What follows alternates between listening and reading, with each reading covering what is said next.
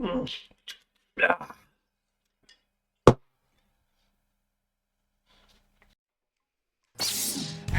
Andy. Angry Andy Reviews. Angry Andy. Angry Andy. Angry Andy Reviews. Angry Andy. Angry Andy Reviews. Angry Andy. Angry Andy Reviews. Angry Andy Reviews. Don't make me destroy you. Hello and welcome to Angry Andy Reviews, and this is my review and thoughts of the Acolyte Series 1 finale. Because yes, we will be getting a Season 2 by the looks of things, by the way this show ends. And everything comes to the fore. Everybody comes into place on the planet of Brendok. We see Osha and Kimir on the planet, the unknown planet, that is. And they go, well, we need to go somewhere, so off we fuck. And they go to Brendok, though Osha doesn't really want to tell him. She just says, if you trust me, you'll come with me, and then we'll go. And he goes, and yeah, okay, there's a whole weird back and forth between them for absolutely no reason whatsoever. When they fuck off, it's about 10 minutes in at this point, they are heading to that planet, and we see this mysterious figure come around a corner. And of course, everybody who knows that is clearly Darth Plagueis, and we're like, okay, well, I knew we'd get some form of cameo from this person. It's surprising that they actually went for it anyway, but I guess it's not really all that surprising when you actually think about it. But there we go. At the same time, May and Sol are still having this awful sort of back and forth, and it's again, May somehow manages to fool Sol into, releasing herself from these bounds. Clearly she's been told the story of what happened to her family at this point, and she makes her escape on a ship. He chases her through some sort of rocky outer planet ring. I mean, I wonder if Saturn's rings are as depth as this, or as dangerous, to be fair. But they fly through this. There's a bit of a chase, and Basil fucks things up for Sol. What is Basil? Let me just jump straight to a massive major issue that I've had throughout with this, and I discussed this in great detail with Mike of Genuine Chick Chat. Or check out his channel. I'm going to put a link in below for a massive discussion me and him had over the finale on his channel. And these characters like Basil and Mog, the weak ass Jedi who's just a wet lettuce. What are these characters? What are they? Why are they here? Except to just fill out numbers, just to add pointlessness to everything. So Basil ruins Sol's plans to try and, I don't know what he's trying to do. He's getting right up her ass with the ship, and yet he's locking on and looks like he's going to activate some kind of weapon. I don't think he knows what he's trying to do either. Is he going to ram her? Is he going to blast her? I don't know. He's far too close to really open fire on her, because he would end up damaging his own fucking ship. It's stupid. It's to create tension, yet again, that isn't there, because we know he's not going to do anything like that. He's been given no reason to take her out. He can quite simply chase her because she says, I can't go to fucking light speed in this thing. Just keep chasing her then. Fucking stupid. They collide because of Basil's interference, and they crash themselves on the planet of Brendok. So everybody's in place, it's all coming to a head, and of course we are brought straight in to this duel between Osha and May. They confront each other. They have this long discussion, and quite clearly we can see, because the costuming tells us they have switched places. May is now wearing white, Osha is now wearing black. How bloody obvious. Thank you very much. If I wasn't already clear upon your subtle reversing of the characters, I am most certainly now. I appreciate it. And they have this back and forth, this anger. May is trying to explain what's really happened. Osha's not listening for whatever reason, because tension. And eventually it does come to a fore where May gets the absolute truth from Sol. But even then, Sol isn't afforded the opportunity to say, well, the reason why I killed your mother is because I was threatened by your other mother, and, you know, then she, all of a sudden, she turned into a black smoke monster thing, and, well, I activated my lightsaber in self-defense, because you were also being fucking removed from the universe. You were melting, you were deteriorating, you were evaporating yourself. That's why I activated my lightsaber in self-defense. The Jedi are known, and it is posited, that they only fight in self-defense. We've heard it many times before, and alas, here we go. He acts in self-defense, and it's a crime against the universe. Well, motherfucker, why didn't Anastasia in the first place lead with the fact that I would have let Osha go before turning into a fucking smoke monster? It doesn't make any fucking sense then, it doesn't make any fucking sense now. And it all comes to a point where Osha overhears everything that May is sort of drawing out of Sol at this point. Kabir is stood off in the background, just listening for the hell of it. They've already had a bit of a lightsaber duel, Sol and Kabir at this point, which was okay. It was interesting. I'll give you that. But again, it's more twirly flashiness without substance, just for the sake of it. And Osha is listening in this whole time. She comes across and she is, you know, angry and upset by everything, except we don't really see it on her face. Another major problem I have had with this series overhaul is the lack of emotion, the lack of, I'm going to be bluntly honest, acting talent.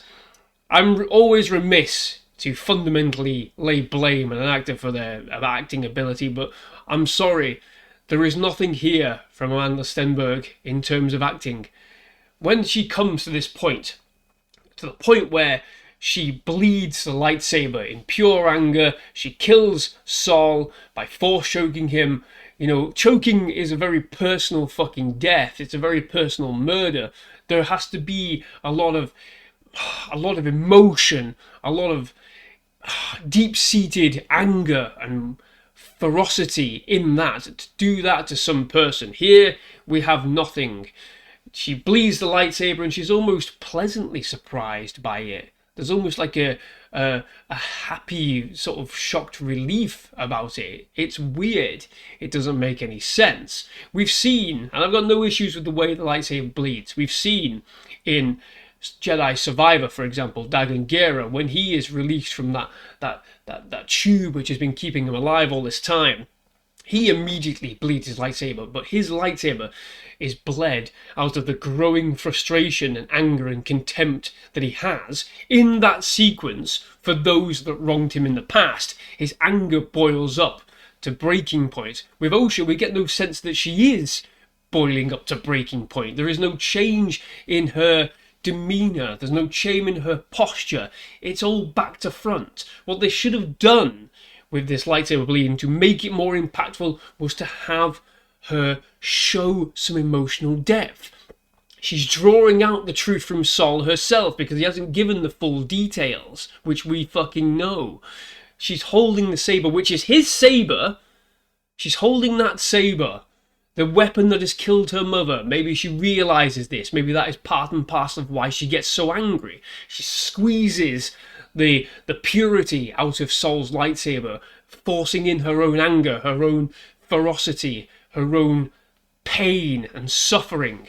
And then she activates the saber. It turns red, and it's at that point, at her most heightened part of emotional rage, she kills Sol in that moment. But it's not. It's back to front. It happens afterwards.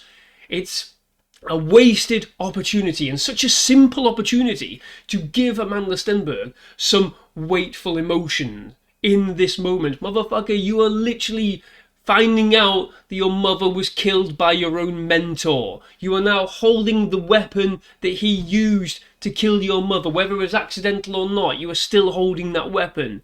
If this is the reason why you kill him, you should be consumed by rage, because he's turning around saying it was an accident. Okay, maybe it was an accident. Fine. I kind of side with Sol in that it is an accident. You know, shit happens, mistakes happen. But her, if she turns this way and she kills him this way, she should be consumed by rage to the point where she cannot hear the other side of the story. But there is no suggestion that is the case. There is no suggestion at all, and that is either bad acting, bad directing, or bad writing. In fact, I'm going to be quite honest with you, I think it's all fucking three at this point. The three pillars of Angry Andy reviews, directing, writing, and acting, are fucking broke to the core in this show. It's terrible, it's rubbish, it's lackluster. And what compounds this ending as well is immediately after killing Saul, May and Osha run off and they have a nice lovely happy ending together. What the actual fuck? You have literally just accepted and been consumed by the dark side of the Force, and you are having a nice lovely moment under the fucking tree.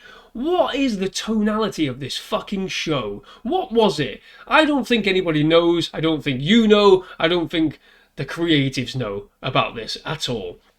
Vanestra appears on the planet. She's been grilled by a senator in what is probably the best scene of the entire show, to be quite honest. He comes in and goes, you guys are fucking hiding some shit, you need oversight, and I'm going to make sure it happens. And that's fucking interesting. He could have been the human character throughout the whole of this show, basically watching what's going on, going, you Jedi think you're gods, don't you?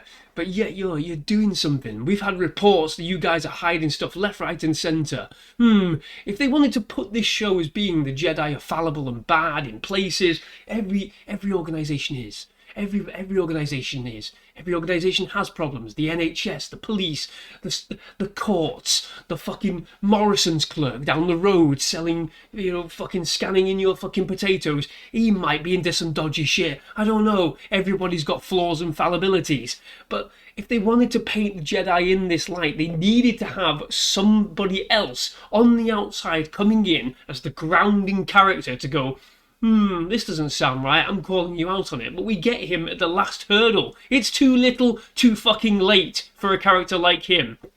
But of course, it's another one of those little fucking breadcrumby drops, isn't it? Saying, we'll do this in season 2, I promise you. And the writing will be better, I promise you. And we'll have better characters because he's going to be the one that grounds everything. Fuck off. How dare you waste my fucking time in that way? But Vanestra appears on the planet. She senses Camille immediately, and we are shocked to learn that quite clearly Camille was her old apprentice, as if we didn't know that already. And from there, they blame Saul for everything. It's hilarious. You could see it coming a mile away. Yep. I said at the start of the episode to the missus, they're going to blame Saul, aren't they? They're going to have to blame Saul because there's nothing else they can do. There's nowhere else they can fucking go. And of course, they blame Saul. She returns, talks to the Senate and says, yeah, Saul did everything. He went rogue and fucking killed everyone and it's all his fault. And then, come the end of it, we have a post-credits, before-credits shot where Vanestra enters a room and lo and behold, Yoda is there and she says, Master, I need to talk to you about something. And immediately alarm bells ring for me because I tell you what I don't want. What I really, really don't want is for them to do some kind of disassembly, some deconstruction of Master Yoda and make him corrupt beyond measure. Like I've said, everybody has flaws and issues. I can buy him hiding some things, covering some things up, but fundamentally, if they go down the route of him being party to hiding a Sith return, or at least dark side users' returns, then no, you are fucking everything up. Because if you do that, you fundamentally break him as a character in terms of what happens in Revenge of the Sith when he has that moment in Order 66 when he can sense every single fucking Jedi dying. No, absolutely not. You cannot do that. And I hope that's not what they were hinting at here, but you have to consider that that might be. He might be the one that says, no, we're going to cover everything up, we're going to lock it, seal it, vault it. Ki-Adi-Mundi kind of has an idea. I'll tell him it's not that case, but I'll bury everything.